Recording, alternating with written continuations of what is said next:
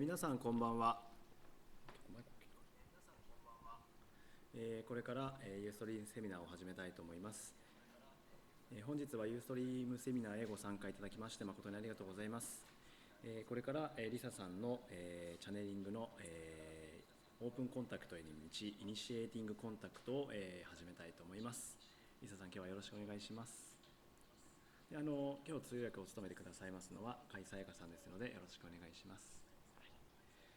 でこれからlyssaさんに変わりますので、Q&A に関してなんですが、だいたい8時10分ぐらいから皆さんのご質問にお答えする時間を取りたいと思っております。で質問に関してはこちらのユーストリームにログインしている方のみとなりますのでご了承いただけますでしょうか。で質問を開始するときにまたこちらの方でチャットで質問をこれから開始しますと入力しますので、チャットの方もご覧になっておいてください。よろしくお願いします。それではlyssaさん、よろしくお願いします。Hello from Tokyo, everyone. 皆さん、東京からこんにちは、こんばんは。Thank you for joining this Ustream conference. このユーストリームのカンファレンスに参加していただいてありがとうございます。And we're sponsored by Synchronicity Japan.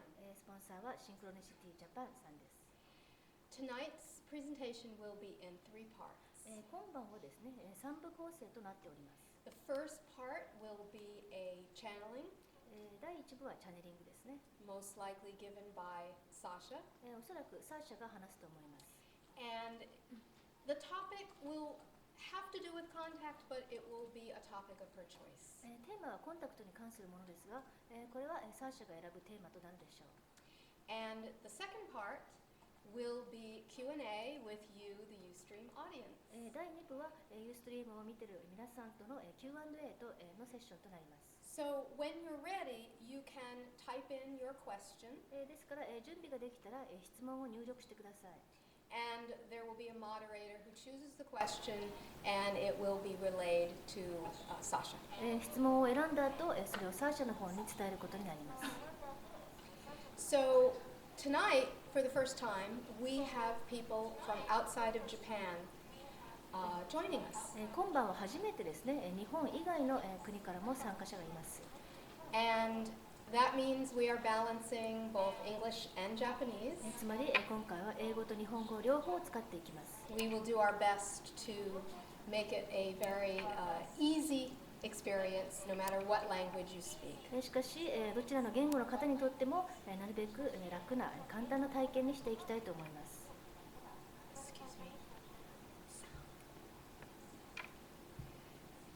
So the third part will be the actual contact meditation that we will do. そして第3部はいよいよですね、実際のコンタクトのメディテーション、瞑想を行っていきます。I know that many of you joining us have either attended a retreat with me or have done other Ustream conferences where we've done this type of contact meditation. 今回の視聴者の方はですね、私のコンタクトリトリートに参加したか、もしくは他のコンタクトに関するユーストリームを見たことがある方もいらっしゃるかもしれません。Each one is different depending on the audience and the audience's energy. しかしですね、その参加者の皆さんのエネルギーに応じて、これは毎回違う体験となっています。So Sasha will create an appropriate contact meditation for whoever is tuning in tonight. ですから、サーシャは今回の参加者の皆さんのエネルギーに合わせて、その場にふさわしいコンタクト用のエネルギーを作っていきます。As we get closer to the time for the meditation, I'll give you a little bit of further instruction about how to best make use of it. そして実際のコンタクト用の瞑想の時間が近づいたら、なるべく有効にこの時間を利用するための指示をその時やっていきたいと思います。While I know most of you watching probably have already seen me channel, I'm sure there are some who maybe for the first time you're experiencing channeling tonight. 私のチャネリングを見たことがある方がほとんどだと思いますが、チャネリングが初めてだという方もきっと何人かはいらっしゃると思います。So because we don't have a lot of time, I'm going to give you a really brief introduction. しかし時間があまりありませんので、今回は簡単な紹介をさせていただきたいと思います。What is channeling? ではチャネリングとは一体何でしょう。Channeling basically is a way to receive information that's not normally available to the conscious mind. チャネリングっていうのは通常の意識ではなかなか受け取れないような、そういった情報を、伝達するための方法です。There are many, many forms of channeling. そしてチャネリングにはいろんな形態があります。The type of channeling that I do is trans-channeling. そして私はトランスチャネリングと言われる形態のチャネリングを行います。And what that means is that I will put myself into a deep meditative state. つまり私は深い瞑想状態にまず自分を持っていきます。And while I'm in that state, my higher self will blend with whatever consciousness wishes to speak that night. そしてその状態にあるときに私のハイヤーセルフがその時に話したいと思っている意識とブレンドします。つまり融合するんですね。In this case, it will be Sasha tonight. 今回はサーシャが来ると思います。So the voice, the consciousness that you hear coming through me is a combination of my higher self and this consciousness. ですから私を通して出てくる意識というか声は私のハイヤーセルフとその存在を組み合わせたものとなるでしょう。I really feel that everyone has the skill to channel. そしてこのチャネリングのスキルは誰もが持っているものだと思っています。So I don't think I have any special gift. I think everyone can be trained and can learn how to use their own natural channeling skill. ですからこれは私たちのだけの特別な才能ではありません。誰もがトレーニングを受けて少し勉強すれば自然なチャネリングのスキルが出てくると思います。You'll see my eyes will be closed. で、この後私は目を閉じます。And it's actually a very pleasant experience. 私にとってはかなり気持ちのいい体験なんですね。So who is Sasha? では、サーシャって一体誰でしょう？ Sasha is a being that I've been channeling since 1988. サーシャは私が1988年からチャネリングした存在です。She says that she's physical, female from the Pleiadian star system. 彼女はプレアデスという星系からやってきた肉体を持った女性だと言っています。And she also says she's a future incarnation of me. また、サーシャは私、リサの未来星であるとも語っています。Do you have to believe this in order to enjoy this experience tonight? では、今回のチャネリングを楽しむためにこの話を信じる必要があるのでしょうか？ Not at all. いいえ、全然ありません。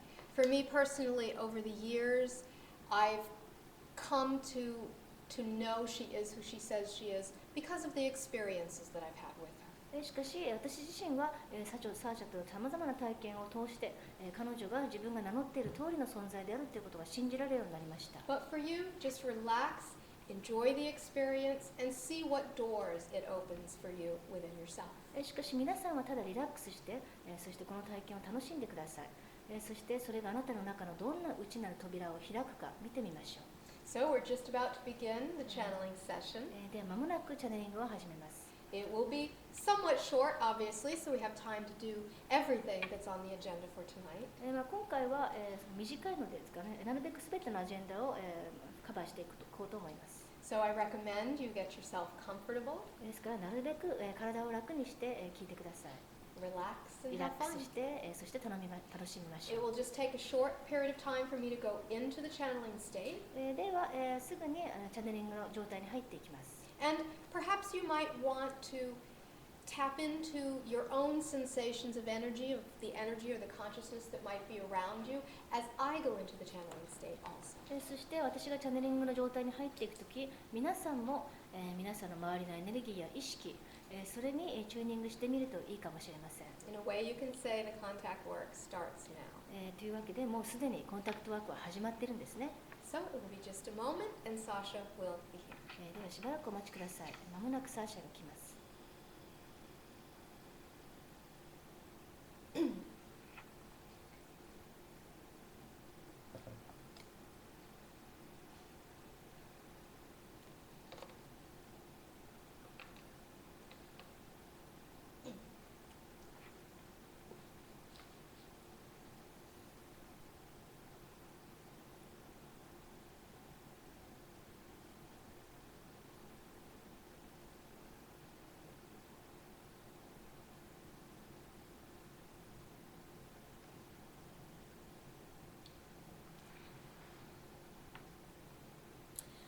Well, hello everyone. This is Sasha. 皆さんこんばんは、サーシャです。 What a pleasure to be with you this day. 今日皆さんに会えて本当に嬉しく思っています。It is always exciting for us to speak with people, not necessarily in the same space as us, but in the same time stream anywhere on the planet. 私たちと同じスペースに、私たちと同じ空間の中にいなくても、地球上の同じ時間軸に存在する皆さんと、こうした話ができるのはいつもワクワクします。And we know that tonight we have some guests also who are from several other countries around the world. そして今回はですね、世界中の何カ国から聞いてらっしゃる方もいますね。When we do this type of a conference, where the energy is spread like a network throughout the planet, こうやって地球上に網目を張らすような、そういったタイプの会議を行うときは、the energy can get very strong. そういうときはエネルギーがかなり強くなるときがあります。The mind might think that the energy dissipates when the group is not together, but in actuality it magnifies. グループが一箇所に集まっていないとエネルギーが薄まるんじゃないかと思っている人もいると思うんですが、逆なんですね。増幅します。It's like creating a big web of energy around the planet. それは地球上に大きなエネルギーの網目を張らしていくようなことです。So we suggest you try to sense that energy tonight. ですから皆さんもぜひそのエネルギーを今晩感じてみてください。Sense the other virtual friends who are with you having this experience together. そして世界中でこの体験を共有している、バーチャルな友達たちの、存在を感じてみてください。Before we give you a little message about the contact work tonight, we do want to say this is the first time that we've spoken publicly since the tragedy, the earthquake and tsunami here in Japan. コンタクトに関するメッセージを、出す前にですね、まず、お伝えしたいのは、今回が日本の大震災以来初めてのコンタクト、用のユーストリームとなるんですね。As most of you know, lyssa was here during that tragedy. で初めての公の場でのスピーチとなりますが、lyssaも、3月11日の震災の時に日本にいました。But we want to also give you an idea of the amount of assistance and love that is being sent to the Japanese people from beings not of the earth. そして、一つ皆さんにぜひ知っておきたいことはですね、その、地球外の存在たちがどれだけの、愛と、そして、手助けを支援を日本人の方に送っているか、それを知ってほしいんですね。There are many teams たくさんのチームがいます。who do a lot of work to help stabilize the seismic energy. それらのチームが、一生懸命、地震エネルギーを安定化させようと、頑張っています。Of course, we can never stop something that Mother Earth needs to experience. もちろん、母なる地球が体験したいと思っていることを止めることは私たちはできません。Or the great creator needs to experience. もしくは、大いなる創造主が体験したいと思っていることを止めることはできません。But we can help harmonize the energy in whatever way is possible. しかし、できる限りのことをして、このエネルギーを調和的なものにすることはできるんです。For those of you watching from Japan, and even those of you in other countries where there are also great tragedies occurring, 今回日本で見ている方もいらっしゃると思いますが、他にも悲劇が起きている他国からこのユーストリームを見ている人もいると思うんですね。 please know how very deeply you are loved. そういった皆さんにお伝えしたいと思います。皆さんは本当に深く愛されているんです。And while no one can really know the mind and the heart of the Creator, そして創造主のマインドとハートの本質は深い意味はわからない人もいるかもしれませんが、 all beings can grow and evolve by staying together and helping each other through times such as this. しかし全ての存在はこういった時にみんなで一致団結してそして助け合うことで進化することができるんです。 We are so very proud of the people of Earth.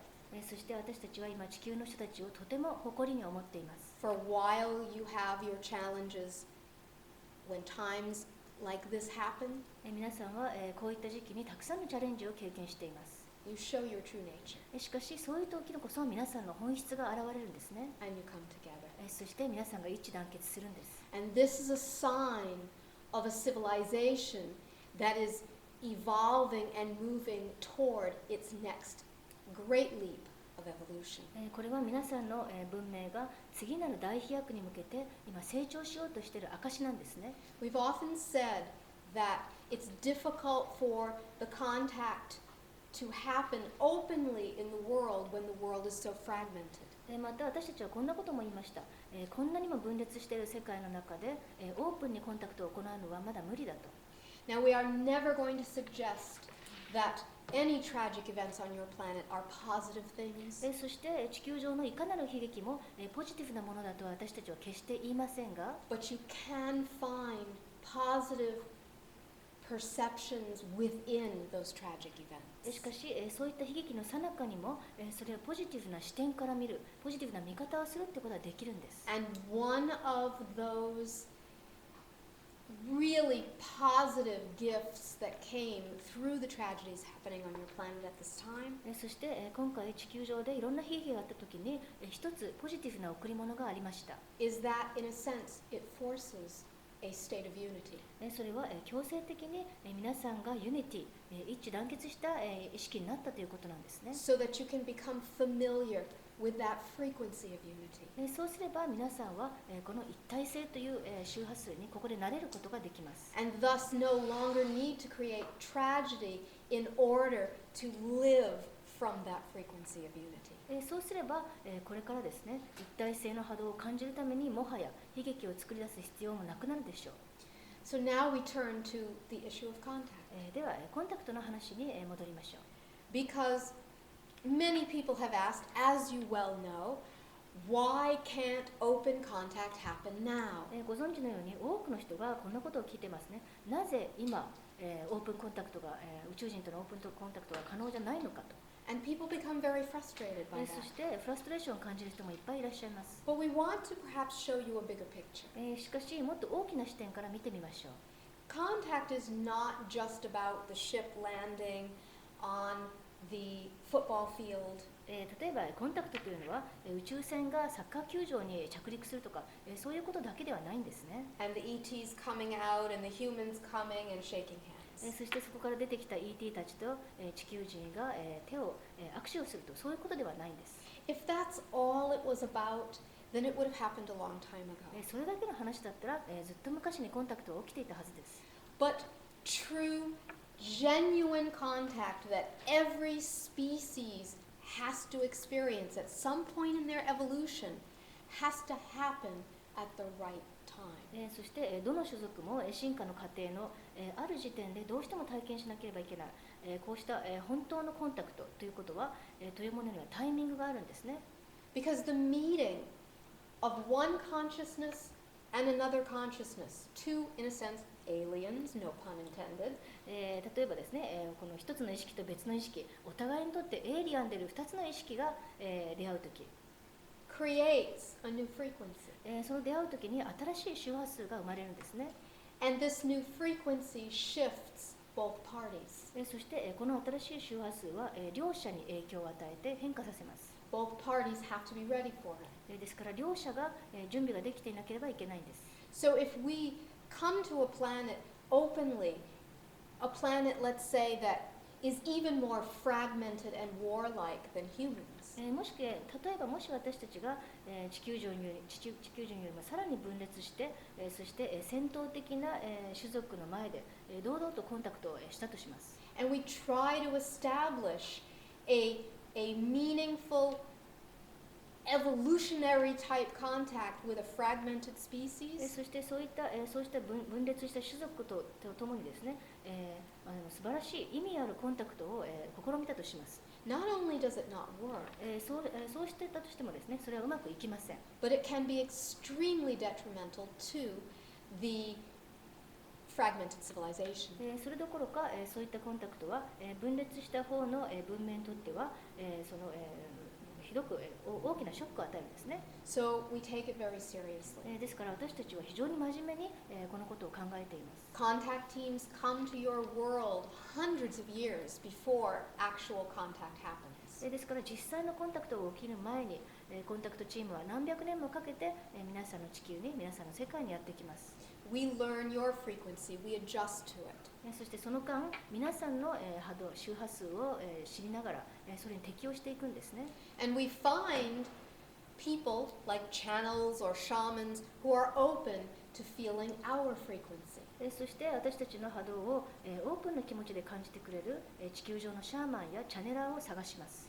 And through them, we begin to filter our frequency into the mass consciousness of your world. そしてまず、彼らを通じて、皆さんの、集合意識の中に、私たちの周波数を少しずつ、入れていくんですね。Hundreds of years ago, there were very few open humans who could channel this energy. そしてこうしたエネルギーをチャネリングできるオープンな人間っていうのは、数百年前はほとんどいませんでした。But now, in 2011, there are so many more. しかし、今2011年になった今は、たくさんの人々が、そういった人々がいらっしゃいます。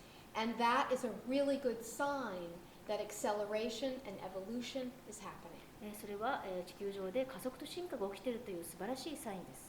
So in terms of when the big contact will happen, では、そのいわゆるコンタクト、オープンコンタクトはいつ起きるんでしょう。 no one can know for sure. それは誰にも、確信がありません。 But what we do know for sure is that our teams work consistently in helping the mind and the heart of humans to begin to open and accept the greater reality, the greater cosmic reality of which they are a part. しかしですね、一つだけ分かっているのは、私たちのコンタクトチームは常にですね、人間のマインドやハートを開こうとしています。そして彼らが自分たちの一部であるこの大いなる宇宙のエネルギー、そしてオープンな気持ちで受け入れられるように、させるように試みています。So that's part of what we're doing tonight. で、今晩も、そういった試みの一つです。We have a group of people from many countries 今回は、たくさんの国から、人が、来ています。coming together みんなが参加して、and focusing on a specific frequency. そしてある、特定の周波数にフォーカスしてもらっています。You might call it a cosmic frequency, これは宇宙の周波数と呼んでもいいでしょう。but it is a frequency of consciousness beyond the earth. それは、地球を超えた、意識の周波数とでも言いましょうかね。And the work that all of you do together tonight, そして皆さんが今晩みんなで力を合わせて行うワーク、it actually has a very profound effect on the mass consciousness of your world. そのワークは、実は、皆さんの地球の集合意識に大きな影響を与えることになるんです。Because when your planet begins to awaken and accept its galactic heritage, なぜなら皆さん地球人が、その、銀河の系譜を、受け入れてそれに目覚めるようになると、it will have to have a paradigm shift. そうすると必ず、パラダイムシフトが起きます。Because the limited human life that you know now cannot sustain itself. なぜなら皆さんが知っているこの、制約された、人間の生活というのが、もはや存続できなくなるんですね。 When you know you're part of a greater community, 皆さんがより大きなコミュニティの一員だったということに気づけば、 your choices become different. そうするとこれまでと違う選択をすることになるでしょう。 So while this may be a fun experience tonight, you are also doing work. ですから、今回は、楽しい経験であると思いますが、仕事をすることにもなるんです。 And for that, we are so very grateful. その仕事に対して私たちは、感謝しています。 So each time we do contact work, whether it's through the internet or actually out in the field somewhere, そして私たちが野外でコンタクトを行うときも、もしくはインターネットでコンタクトワークを行うときも、 there's always a lesson. いずれの場合もそこにレッスンがあります。 And very often there is a group lesson, but also individual lessons for each person participating. そして多くの場合、グループのレッスンとグループとしてのレッスンもありますが、参加する個々の人にとってのレッスンもあるんですね。 So tonight we're going to tell you what our intention is for the group lesson. そして今回のグループレッスンがどんなものにしたいか、私たちの意図をお伝えしますね。 Your homework, 皆さんの宿題とでも言い no, ま we しょうか。 love to give homework, 私たちは宿題出すのが大好きです。 is to also pay attention to what might be your personal lesson tonight. 宿題というのは、今回の、あなた個人の、レッスンがどんなものになるか、なるんだろう、それについて考えてほしいんですね。 It may not reveal itself right away, それはすぐにはわからないかもしれません。 because when you do this type of contact work, it often takes time to unravel itself. こうしたタイプのコンタクトワークをするときは、意味がほどけてくるまで、時間かかるんですね。The contact work will not end when the session ends. つまり、今日のセッションが終わったからといって、コンタクトワークが終わるわけじゃないんです。So our intention for the group lesson ですから、私たちの意図する皆さんのためのグループレッスンは has to do with perception. それは、その気づきっていうことですね。気づきや認識。Perception is an interesting word で、この認識という言葉は面白い言葉です。because the human mind thinks that perception is fixed. 人間っていうのは、認識、もしくは知覚っていうのはいつも同じ固定されたものだと思いがちです。Like, this is a pen. 例えばこれはペンだと。I perceive this pen. 私は、このペンを、認識している、知覚している。And as soon as you perceive the pen and you label the pen, しかし皆さんがペンを認識してそれにレッテルを貼ると、it can never be anything す else. るとペン以外のものではなくなるで、ペン以外のものになることは不可能なんですね。This is one of the tricky things with contact. これがコンタクトにおいて一つ厄介なことの一つですが、Because those who are having the contact always get their perceptions tested. コンタクトワークをしている人は必ずこの認識の、テスト、認識の試練っていうのを受けるんですね。 For example, 例えば、 let's say that you are sitting out in the desert somewhere meditating with the stars. 例えばじゃあ砂漠の真ん中に行って、星空の下で、瞑想してたとします。 And let's say that a strange owl comes. その時、変なフクロウが、現れたとしますね。 And this owl lands near your chair. フクロウがあなたの椅子のそばに、飛び降りてきたと。This is a unique opportunity. これは、素晴らしい類まれな機会です。 Can you rise beyond the labeling of that is an owl あなたはこれはフクロウであるっていうレッテルを、超越することができるでしょうか。 and expand it? そして、それより深い広いところに行けるでしょうか。 Now, it may be an owl, 実際にフクロウであることもありますよ。 but it may not で be. もそうじゃないかもしれないんです。 So when you're sitting in the chair ですから、椅子に座っているあなたは、 and you think the owl is there, そこにフクロウがいると思っていますね。 instead of saying that is an owl and fixing that label, しかしこれはフクロウだと思ってそのレッテルを固定する代わりに、 can you instead say あなたは、こんなことが言えるでしょうか。 another consciousness is here? 別の意識がここに来てるかもしれないと。 That's true whether it's an owl or not. それがフクロウであろうと、なかろうとそれは本当のことですよね。 Can I connect with this consciousness? そして私はこの意識とつながることができるだろうか。 Can I sense it? それを感じることができるだろうか。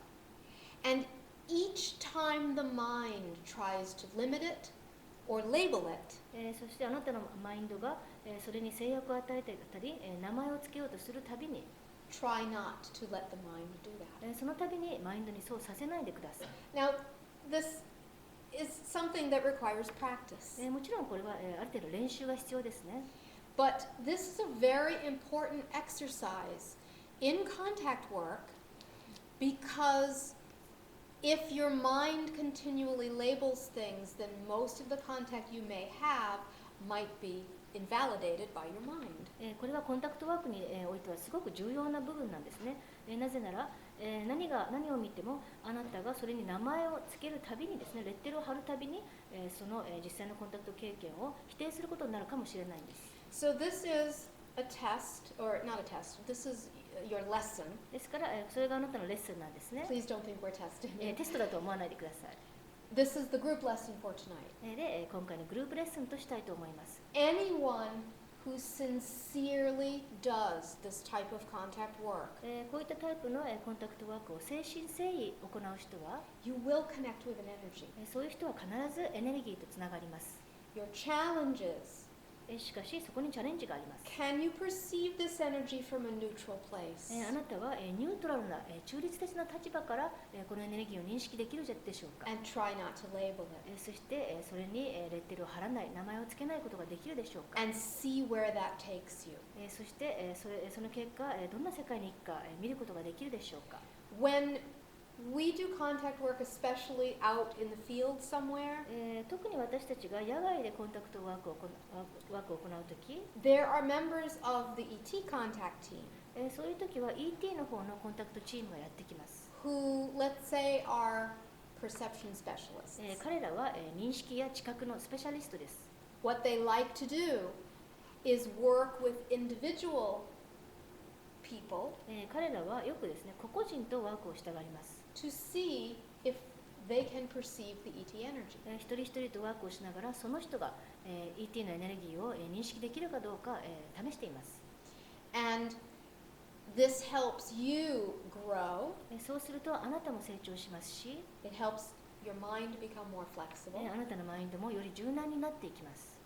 And it allows you to see the vast potential of your consciousness beyond your identity as a human. そして人間という、自分アイデンティティを超えたあなたの、壮大なポテンシャル可能性を見ることができます。So tonight, when we do the contact meditation, そして今晩、この後コンタクト瞑想をやりますが、 know that the beings working with you, その時皆さんと、ワークをするために存在がやってきます。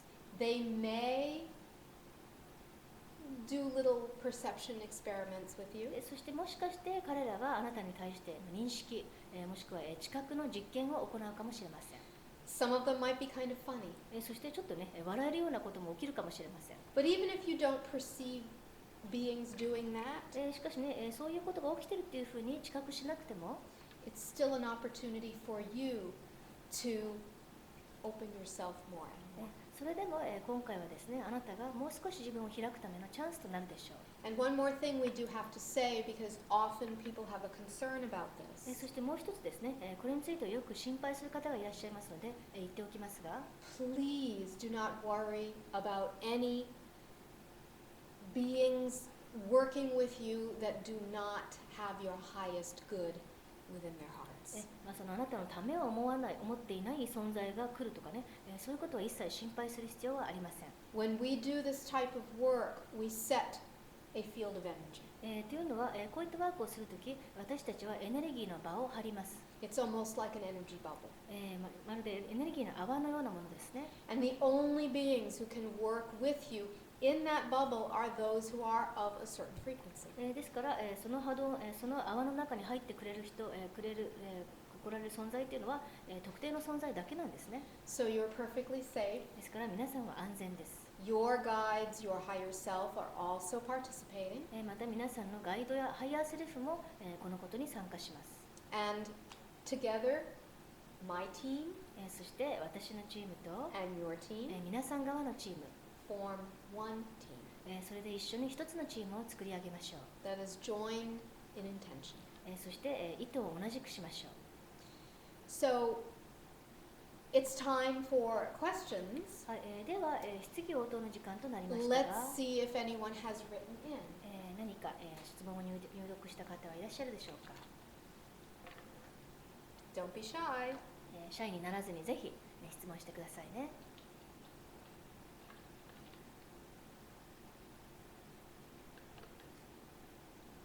Are you sleeping already?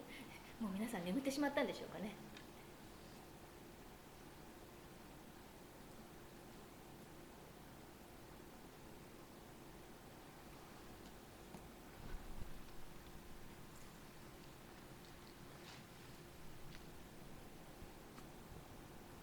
None?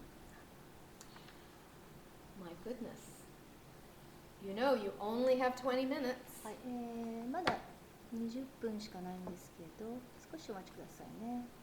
And this is your opportunity. はい、これは質問するいいチャンスですよ。 Have any of you out there had contact experiences you want to find out about? あるいはですね、自分が経験したコンタクト経験について何か聞きたいと思っている方はいますか？今一件来ました。はい。放射能はコンタクトに影響を与えますか？ Does radiation affect contact? Oh, that's a very interesting はい。 question. Does なかなか radiation affect the contact は work? い、興味深い質問ですね。放射能がコンタクトに影響を与えるかという質問です。Radiation itself does not affect the contact work. 放射能そのものはコンタクトに影響を与えません。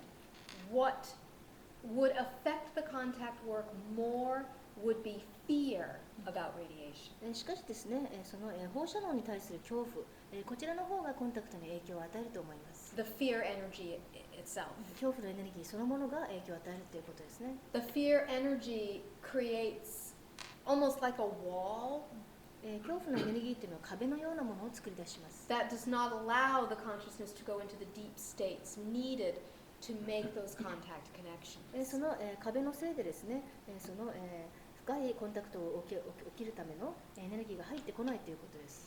But since you brought up the question about radiation, there's some interesting information we'd like to share with you. しかし、放射能に関する質問が来たのでですね、ここでちょっと興味深い情報を皆さんと共有したいと思います。During the weekend when the quake happened, その大震災が起きた週末ありますね。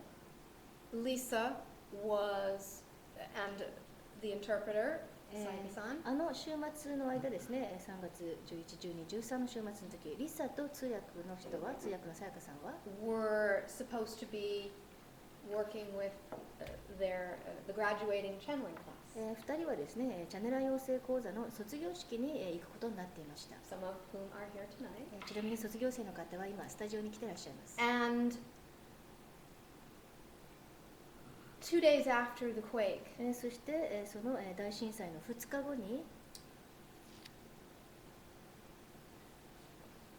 we're trying to decide how much of the story to tell because it could be a long story. はい、話すと長くなるのでね、今ちょっと抜粋しているところですが、Let's just say 2 days after the quake, we had a conversation, Sasha, with Kai-san. そしてですね、その大震災の2日後に、サーシャと通訳の人がある会話をしました。One of the things that we mentioned is that there are beings, non-physical beings, その時、話したのがですね、その非物質的存在がいて、肉体を持たない存在がいて、such as the beings from Arcturus 例えばアークトゥルス人などがそうですね。 and others, そして他にもいます。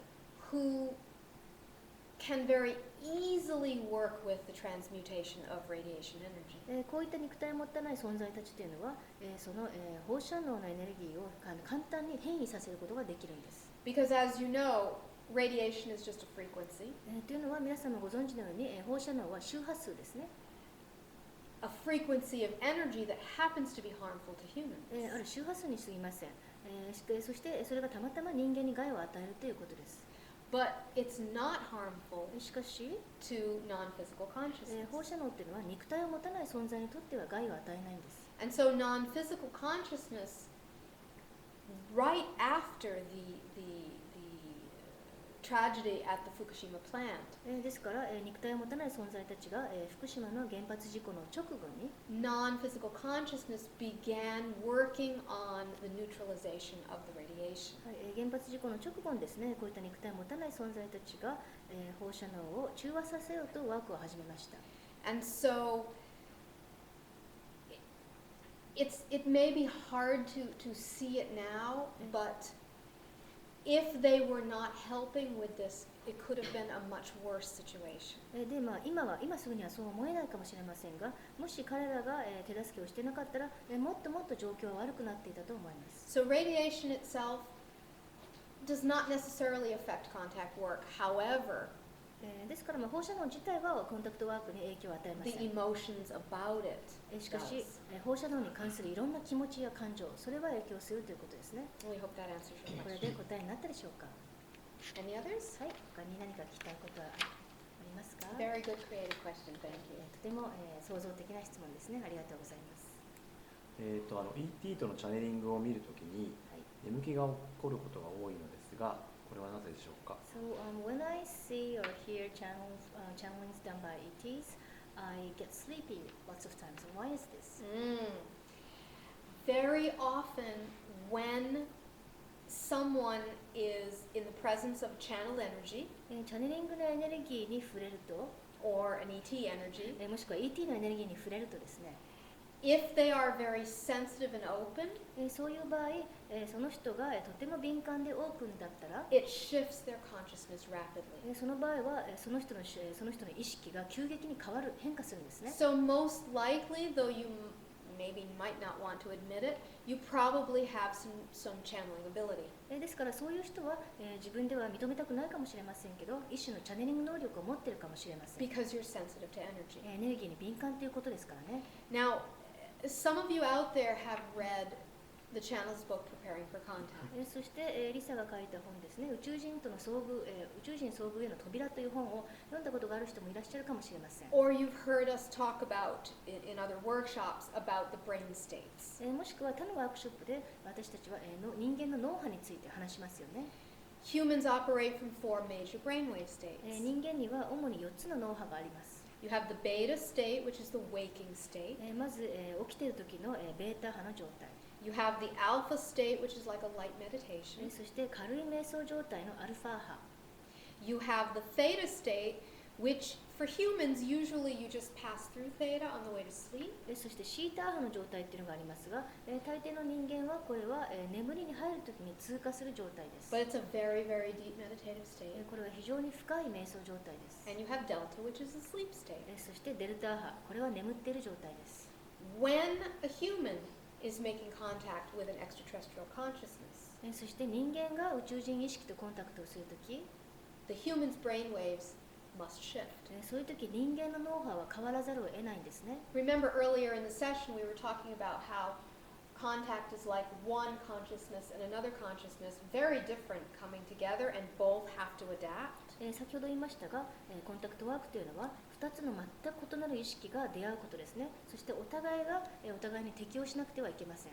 So the beta brainwave state, which is the human waking state, そして人間の場合起きている状態はベータ波ですね。 it's very hard for us ETs to interact with you in that state. 皆さんがベータ波にいる時は私たち ET からはなかなかコンタクトしづらいんです。 So let's say this person over here, そし human, てこの人が人間だとしますね。 is in the beta state, で、ベータ波での状態です。 and Sasha comes そこにサーシャがやってきます。 walking into the room. で、部屋に入ってくるとし Of ま course, す。it's a joke. これはジョークですけどね。 The human そして人間は will sense 何かを感じます。 Sasha's frequency サーシャが波動を感じます。 even well before the human would actually see her. そして、その彼女を見る前にまず波動を感じるですね。ずいぶん前から。 The only way to adapt is for the brainwave states of that human to start to change. しかしですね、それに適応するためにはその人間がまず脳波を変えなければいけません。 So this is what happens to you when you are, hopefully you're still awake. Maybe we're talking and now you're gone. 皆さんがもう私たちが喋ってるからもうあなたはもう眠ってしまいましたか？起きてればいいんですけ But ど if you're still listening, もし、その、皆さんがまだ起きてるんだったら聞いてくださいね。 when this ET energy is in your presence and you can sense it, で起きてる時にその ET がやってきて、そしてあなたが感じたとしますね。 your brainwaves are shifting. すると、あなたの脳波がそこで変わります。 You're going into a much more open state. あなたは、ずっとオープンな状態に入っていきます。 So we always tell people that when you're doing the contact work, if you feel sleepy or you feel spacey, it's very natural. ですから、コンタクトワークの時にいつも言ってるんですけど、途中で眠くなったりぼーっとしちゃったりしてもそれは当たり前のことです。 Now we know some of you out there are watching from North America, そして北アメリカから、このユーストリームを見てる方もいます。 Canada, and the US. カナダですね、カナダやアメリカです And ね。 it's for some of you around 3 a.m. right now. で、皆さんカナダの人にとっては午前3時でしょうか。 So your brain is already shifted. で、その3時の人たちにとってはすでに脳波が変わってるんですね。 So you might have an interesting experience. ですから、ちょっと面白い体験を今夜はするかもしれません。 But for the person who has asked the question, we would say it's actually a very good thing, though it might be somewhat annoying. そして先ほどの質問に答えますがね、眠くなるということは、自分では、ちょっと、イラッとくるかもしれませんけどいいことなんです。 Because you might want to stay awake and be mad at yourself because you can't. 本人は起きていたくてね、そして眠ってしまう自分に腹を立てるかもしれません But が、 it's very normal. しかしそれは当たり前のことです。 In a way, a good sign. そして、ある意味ではいい兆候です。 Is there another question? はい、では他に聞きたいことありますか？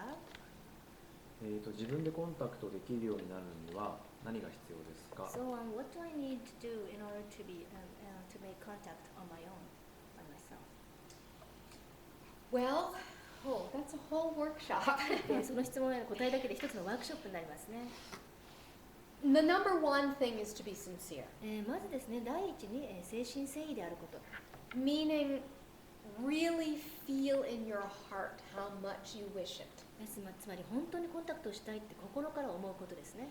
And know that there's no right or wrong way. そして、間違ったやり方も正しいやり方もないって、ないということです。But what is helpful is repetition and discipline. We'll explain what we mean. しかしやはりですね、何でも繰り返し規律を持ってやるのが役に立つと思います。When we say repetition, 繰り返すってじゃあどういうことでしょう。 we mean, as an example, 例えば、every night before you go to bed, あなたが毎晩寝る前に、ask sincerely. 心からお願いするということですね。Or do a contact meditation. もしくは、コンタクト用の瞑想をするということ。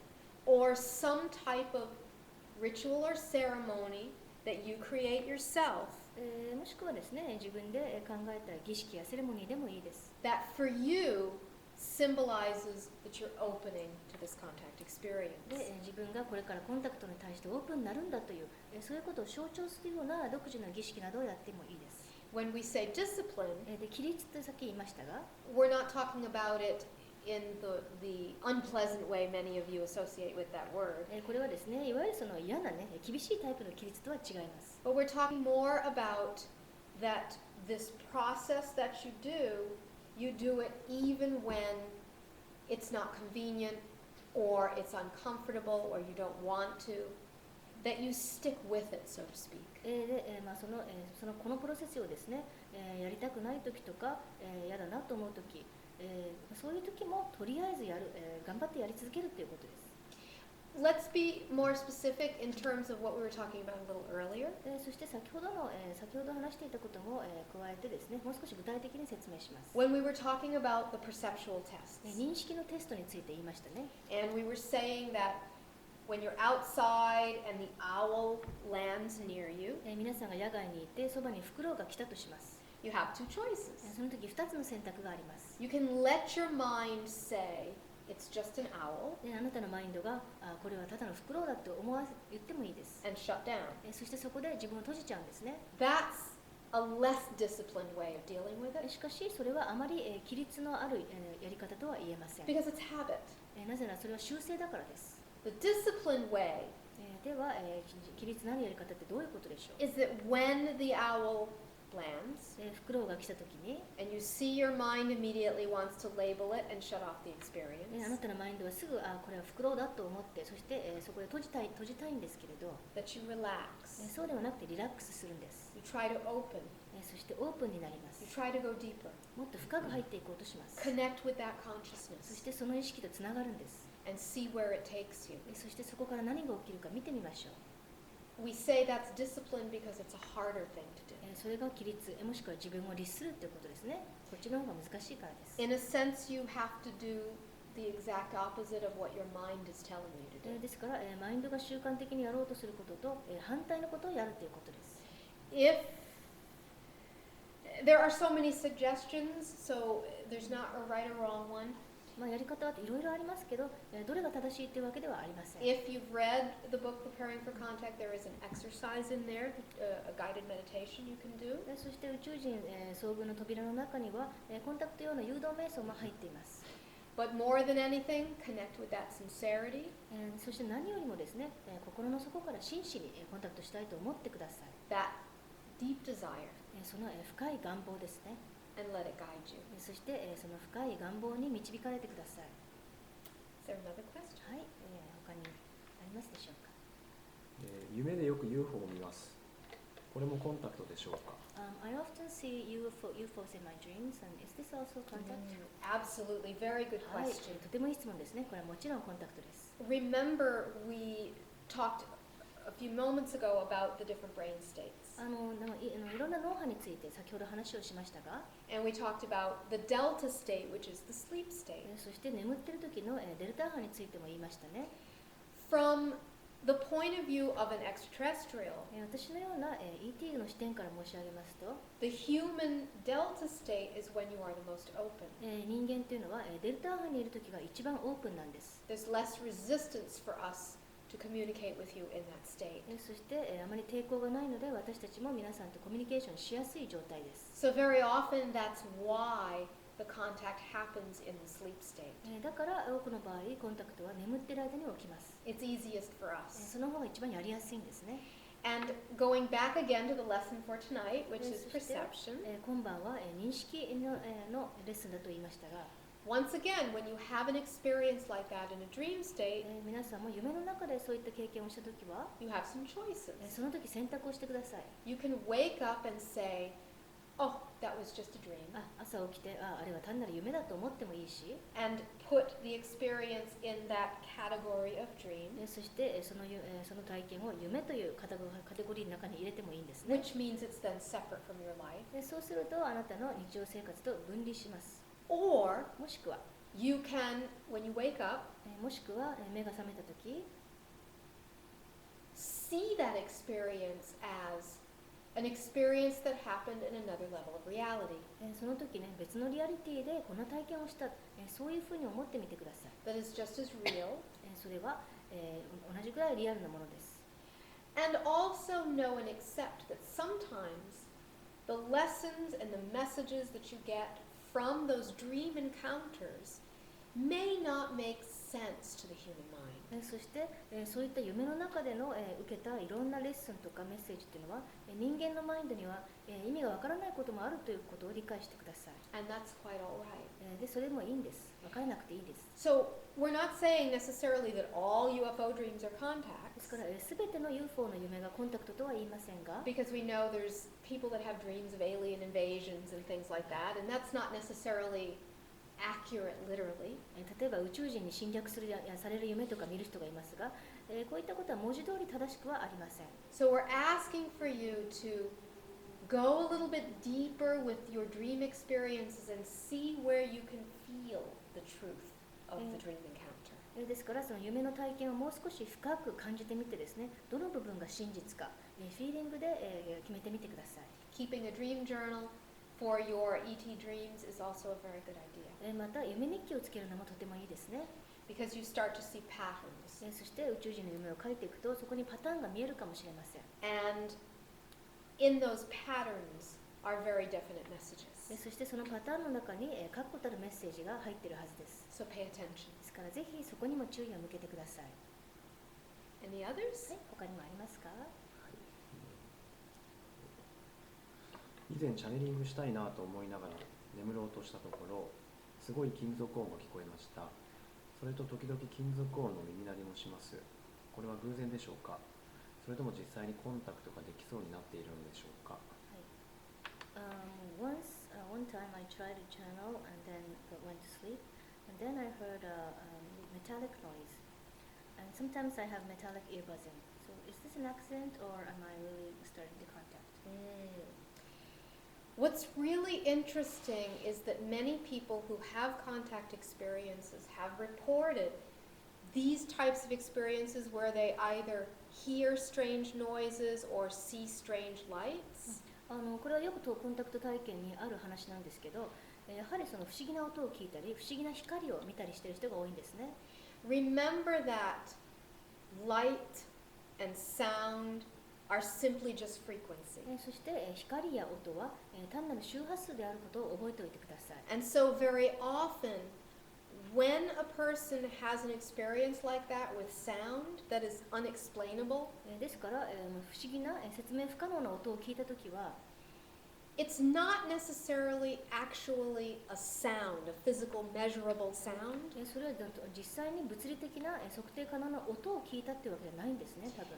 It's very often the brain's translation of an energy shift.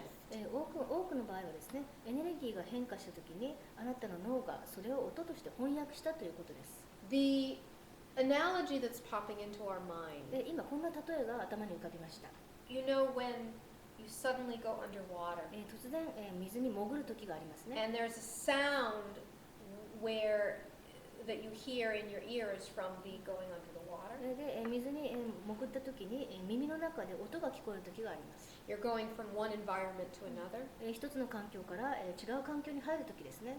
Or when you are changing your altitude really quickly and your ears pop. もしくはですね、飛行機なんかで飛んでて突然、高度が変わった時、耳がおかしくなります。Those are really not very good examples, but they're the best we can come up with right now. あまりいい例えではないですけど、今回はこれが精一杯です。But what we perceive as this metallic sound you are talking about is indicative of that time when you're shifting frequency. そしてあなたが言うこの、金属音が聞こえた時っていうのは、あなたの、周波数が変わっている時、変化しつつある時なんですね。おそらくそれだと思います。Here's an example. Sometimes when Lyssa, the channel, is leading contact work outside, 例えば、チャネラリサが、その野外でコンタクトワークのリードをしている時、こんなことが起きます。and the energy is really strong. コンタクトのエネルギーが本当にパワフルになっている時。This happened actually at Lake Saiko more than a year ago with a group, a Japanese group. 実際、この話は1年以上前に、富士山のそばの、西湖で起きたことです。She felt the sensation of altitude change. その時リサは、まるでこの飛行機にいて高度が変わるような感覚を感じました。Very rapid. 急速な変化ですね。And that it was her body's way of interpreting that energy. 彼女の、体はそんな風にそのエネルギーを翻訳したんです。So here we go back again to the lesson of perception. そしてまたここで認識の話に戻ります。Perception also includes paying attention to what you perceive going on with your senses that is unusual for your normal state of consciousness. 認識というのはですね、あなたの通常の意識に比べて、不思議なことが、起きてないか、それを五感で感じるということですね。Because that is often a very clear sign of a frequency shift as well. 五感で何かを感じたとき、それも周波数が変化したというサインだったりします。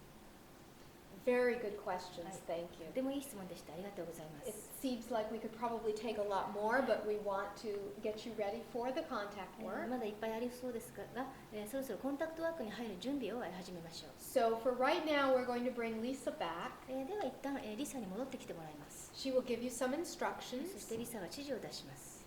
and then we will begin with the contact そ meditation. の後、コンタクト用の瞑想を始めましょう。Thank you so much for sharing with us. We can already feel the energy building. 今回のシェア、本当にありがとうございます。すでにコンタクトのエネルギーができてきているの、蓄積しているのが分かります。We'll be again with you shortly. ではまた、後で会いましょう。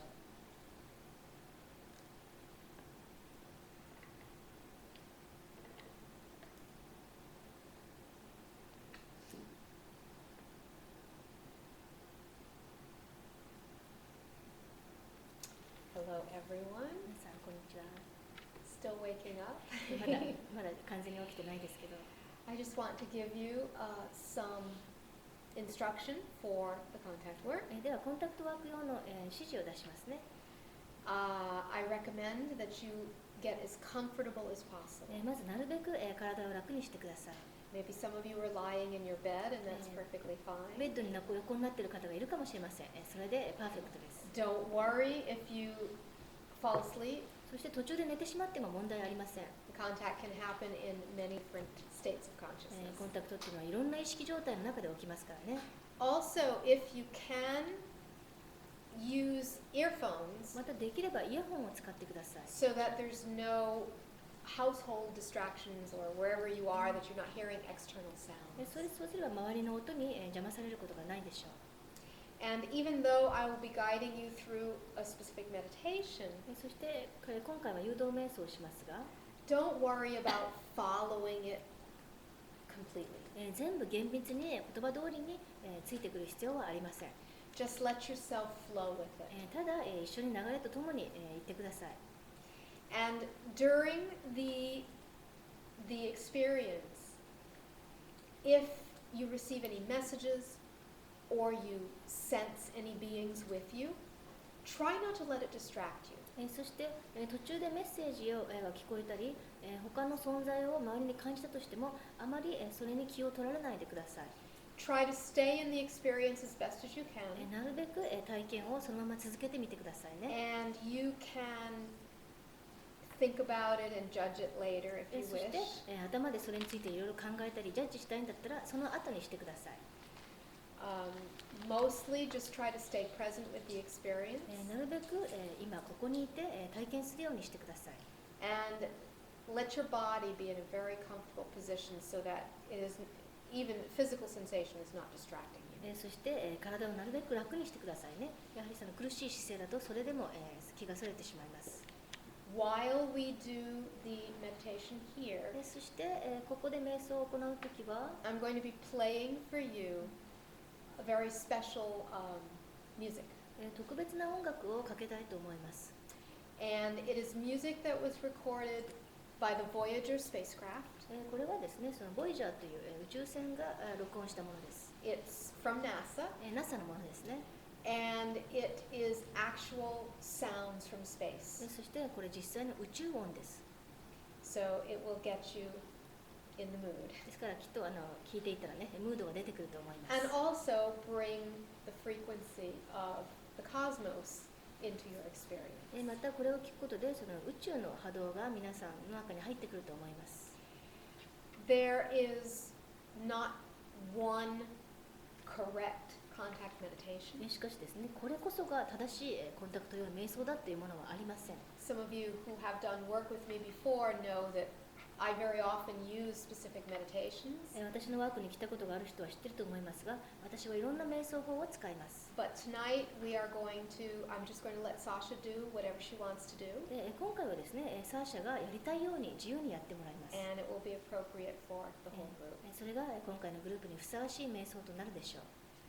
So go ahead, make any final adjustments that you need, では、最終調整を行ってください。 and close your そ eyes. して目を閉じます。 And while you are getting relaxed, I'm going to go back into the channeling state and bring Sasha back. そして皆さんがリラックスしている間に、私は再びチャネリングの状態に戻ってサーシャに来てもらいます。 As soon as she is here, then she will begin with the guided meditation. サーシャが来たら誘導瞑想を始めます。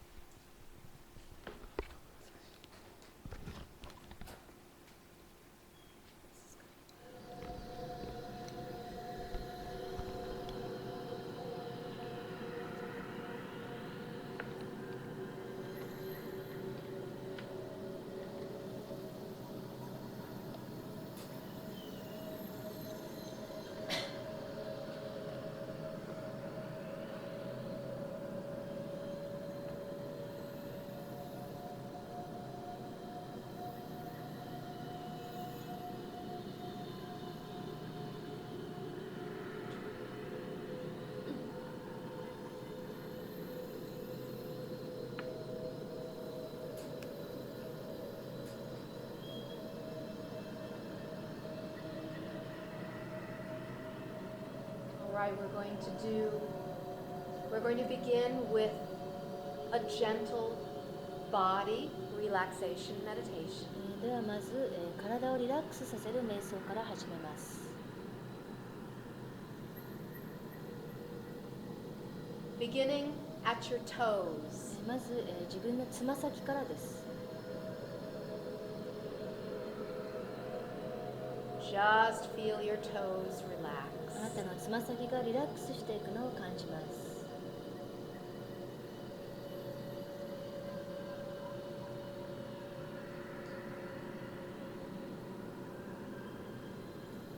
Moving up to your ankles. そして次は足首に上昇していきます。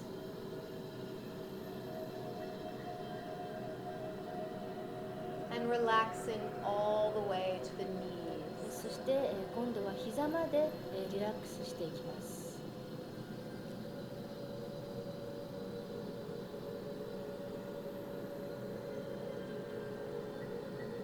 Moving up the thighs. そしてその状態が太ももに上がっていきます。 And relaxing the hips. そして次にヒップを、腰の側面をリラックスさせます。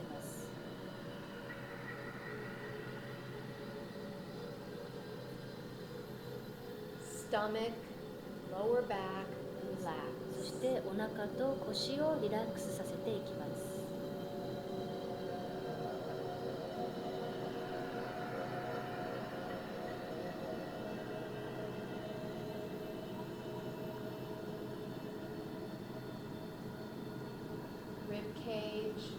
relax.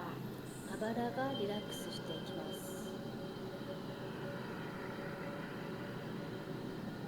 Spine, relax. 背骨がリラックスします。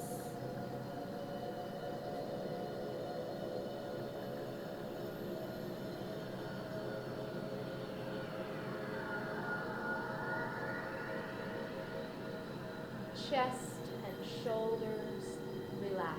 胸と肩がリラックスします。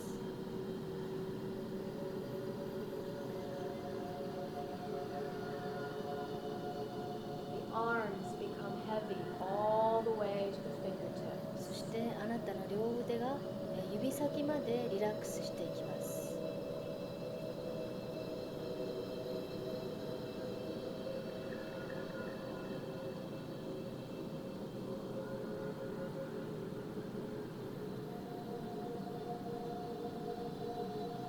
The jaw relaxes. 顎がリラックスします。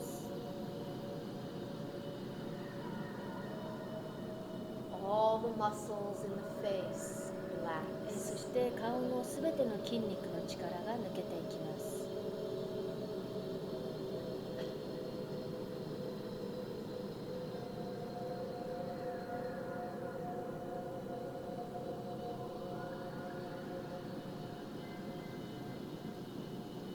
And the whole scalp relaxes. そして頭皮全体がリラックスしていきます。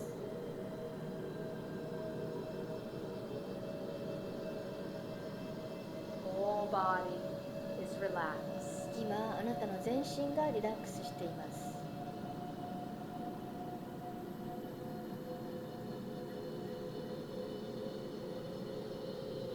And imagine that at the top of the head there is a little door. そしてあなたの頭のてっぺんに扉があると想像してください。 Allow that door to open. その小さな扉が今開きます。 And a beautiful golden bubble of light floats out from the top of your head. そして美しい金色の泡があなたの頭のてっぺんから外に向かって浮かび上がっていきます。 This is the essence of who you are. これはあなた自身のエッセンスです。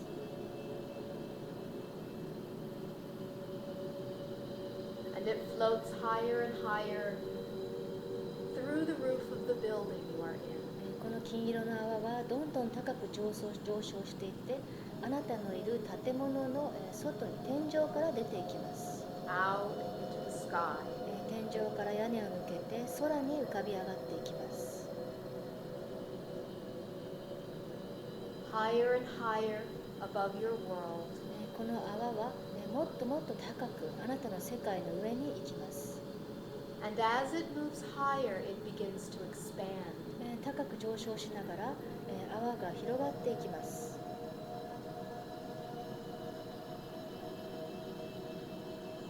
As it expands, it begins to see the other bubbles of light of those who are participating tonight. 光の泡が大きく広がっていくと今回のワークに参加している他の人々の光の泡も見えてきます。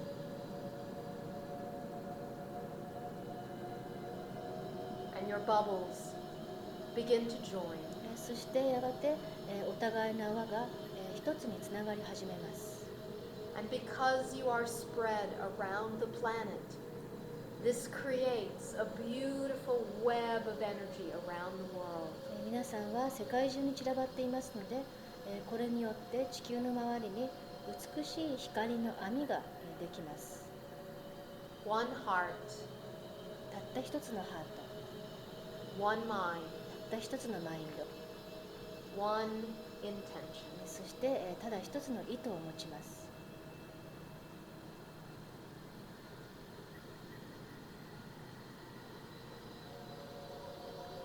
You notice around the world is a grid of energy. そして見るとこの地球の周りに一つのエネルギーの網目グリッドができています。 And this grid was created by other contact groups. この網目は他のコンタクトワークのグループが作ったものです。And each time groups merge with it, it becomes stronger. 他のコンタクトワークが作ったグリッド、そこに他のグループが交わるたびにエネルギーが強くなっていきます。It becomes like a battery, そしてそれはバッテリーの状態になります。 charged with energy. エネルギーで充電されたバッテリーです。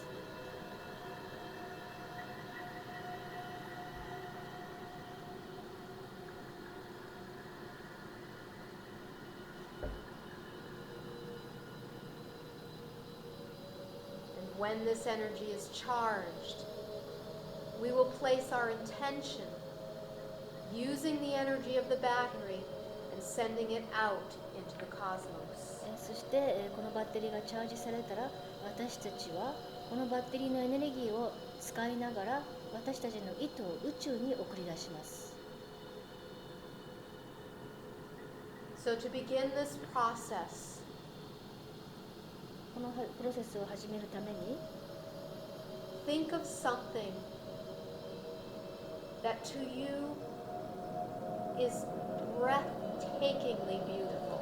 まずあなたにとって、息を飲むほど美しいもの、そういったものについて考えてみてください。Or something that you love so much that you can tangibly feel that love.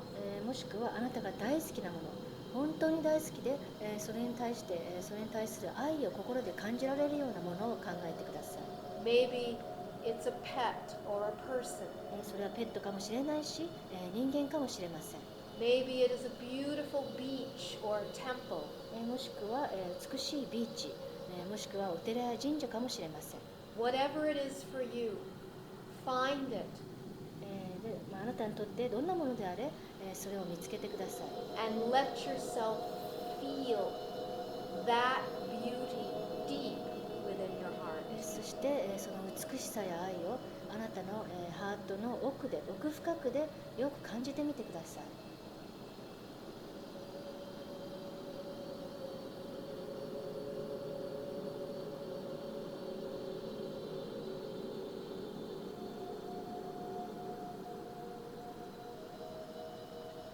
And as you feel this energy, そしてそのエネルギーを感じながら、we're going to ask you to be even more perceptive. その愛や美しさのエネルギーを感じながらもっともっと近くしてください。 Deep within this energy, このエネルギーの奥深くに、 can you feel a very gentle spiral movement? そのエネルギーの奥深くにあなたは穏やかな螺旋の動きを感じることができますか？ Maybe you feel it subtly. かすかに感じられる人もいるでしょう。 Maybe you feel it strongly. もしくは強烈に感じる人もいるかもしれません。 If your body wants to move, that's okay. それに従って体を動かしたい場合はそうしてください。 Let yourself feel that spiral of energy. この螺旋のエネルギーを感じてみてください。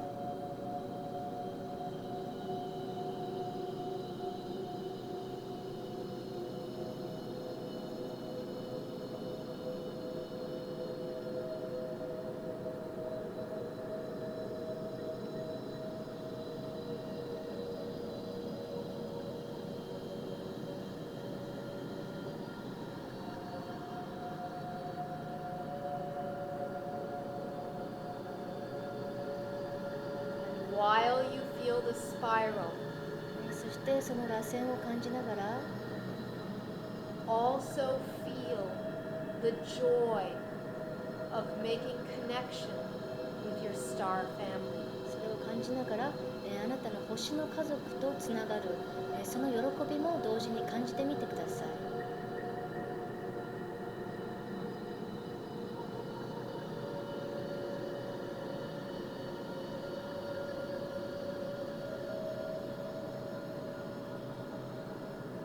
And from the sincerest place within your heart, そしてあなたの心の最も真摯な場所から send out an invitation. その真摯な思いで招待状を送ってください。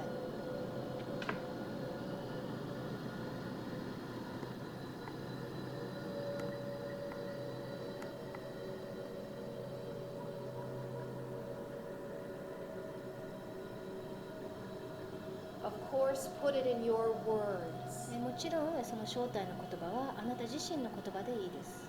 but let the invitation say something like this. 例えばこんな感じの招待です。 From the depths of my being, 私は心の奥底から I know I am more than my human self. 心の奥底から分かっています。私はこの人間の体以上の存在です。 I know I have had lives and existences in many places throughout time and space.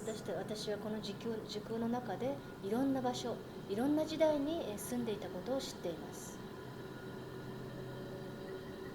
I call my star family back to me now. そして今、私は自分のスターファミリー、星の家族を私のもとに呼び寄せます。 So that I may expand my life on earth. 私の地球上の生活がさらに広大なものとなるように。 So I may grow my unity with all life.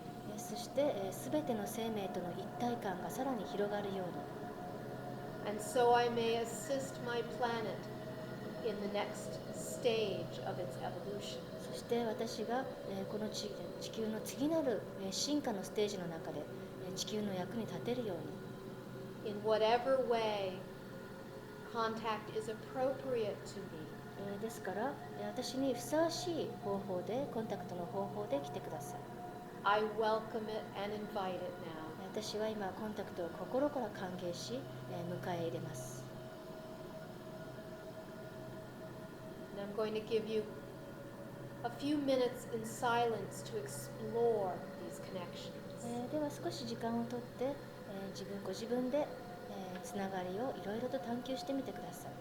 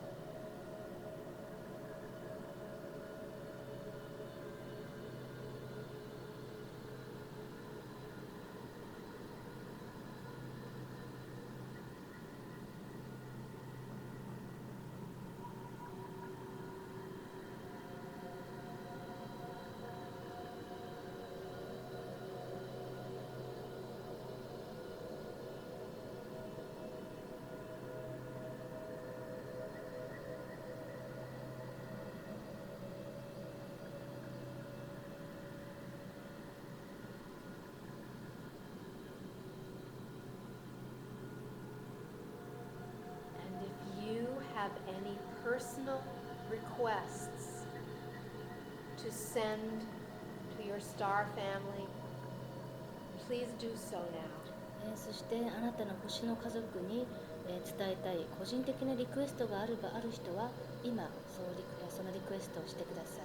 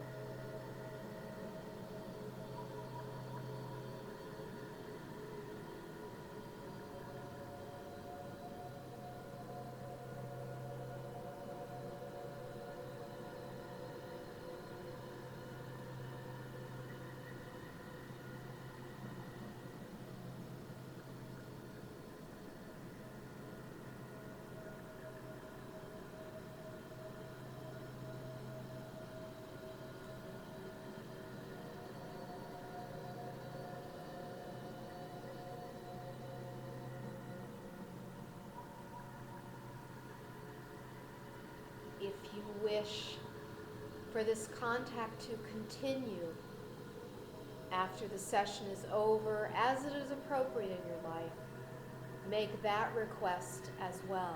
そしてもし、このセッションが終わっても、コンタクト体験を、そのふさわしい形で続けたい方は今、それが続けられるようにリクエストしてください。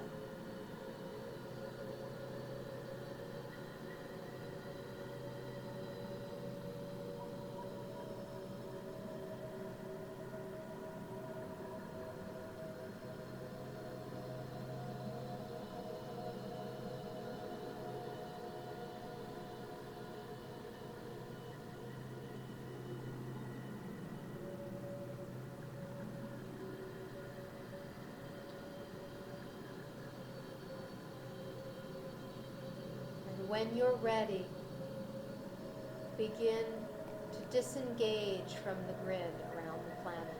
では準備ができたら地球を包んでいるグリッドから少しずつ、自分を切り離してください。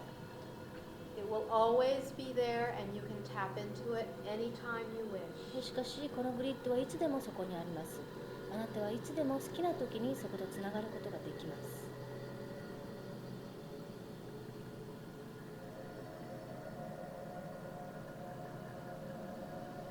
As you begin moving back down toward the surface of the planet, そして少しずつ地球の方に降りていきます。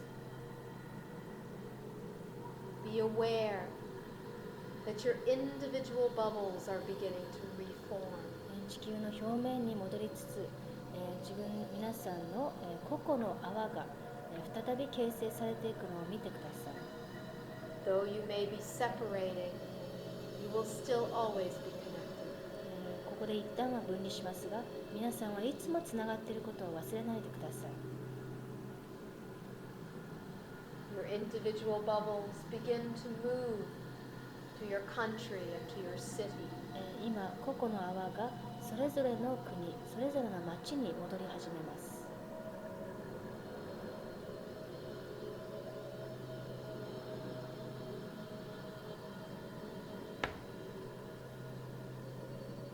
And soon your bubble is floating above the little open door at the top of your head. そしてやがてあなたの泡は、頭のてっぺんにある小さな扉の真上まで来ます。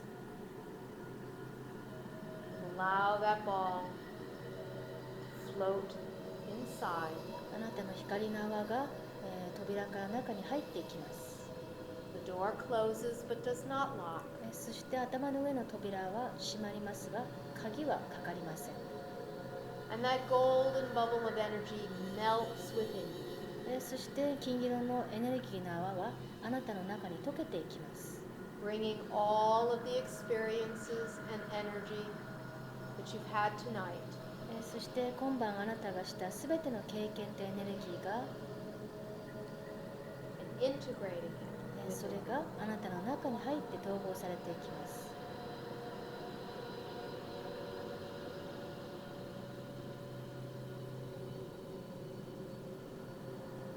Now, if you wish to stay in this space, you may do so. そしてこのスペースにまだとどまりたい方はそうしてください。I will just make a few final comments. 最後にいくつかコメントをします。Some of you may want to drift to sleep now. しかし、このまま眠りたい方もいると思います。You've activated a process tonight. 皆さんは今晩あるプロセスを、活性化しました。And this process will continue. このプロセスは今後も続いていきます。Let yourself be open to whatever contact experiences may reveal themselves to you. ですから、これから、あなたの前にあなたの中に現れてくる、コンタクト経験に、自分を開いてください。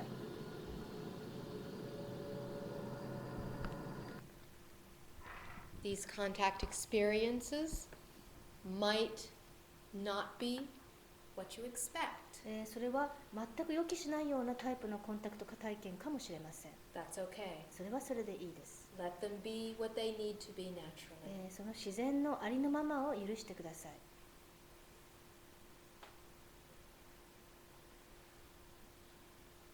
We would also like to ask those of you within Japan, そして日本にいる皆さんに申し上げます。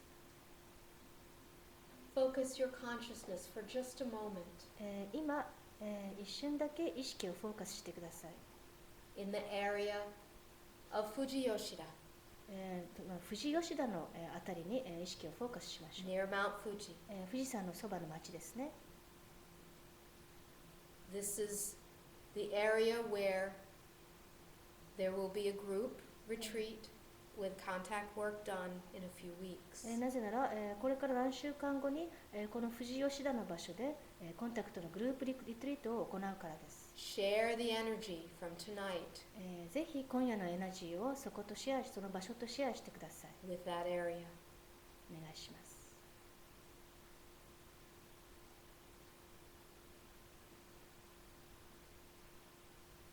And finally, そして最後に、while we are all in this energy, 私たち全員がまだこのエネルギーの中にいるときに申し上げます。let us send great love and healing energy たくさんの愛とヒーリングのエネルギーをみんなで送りましょう。 to the Miyagi area, the Sendai area, 宮城や仙台のあたりに送ってください。 and to the fault line in the ocean. そして海の中にある活断層にも送りましょう。 offering whatever gift of our energy is appropriate at this time. そして今この時にふさわしい私のエネルギーをギフトとして送りましょう。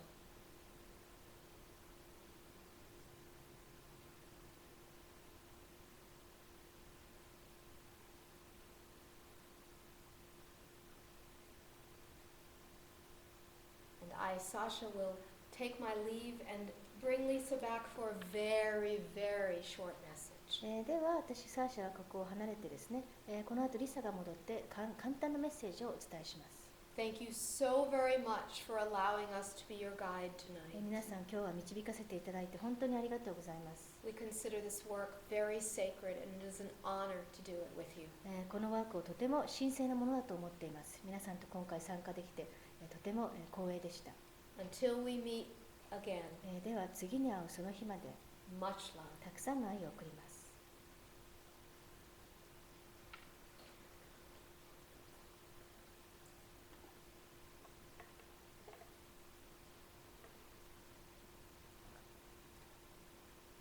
Thank you so very much, everyone, for participating tonight. 皆さん本当に今夜は参加してくださってありがとうございました。 I am so very excited that our contact group, our virtual contact group, is growing worldwide. 私たちのこのバーチャルなコンタクトグループが世界的に広がりつつあるのをとても嬉しく思っています。